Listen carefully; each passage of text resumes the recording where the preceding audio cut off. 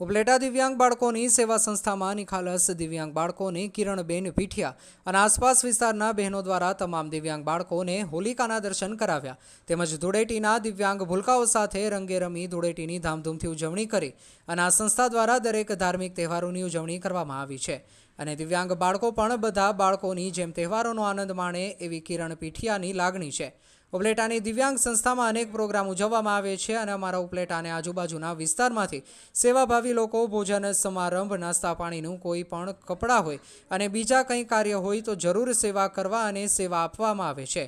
તો કિરણબેન અને રમેશભાઈ બંને દંપતી એવા છે સેવાભાવી અને સારું કામગીરી અને સારા સંસ્કાર આપવા માટે આ સંસ્થા ચાલે છે। તો જય ભોલે મહાદેવ। રિપોર્ટર ભાવેશ ગોહિલ, ઉપલેટા।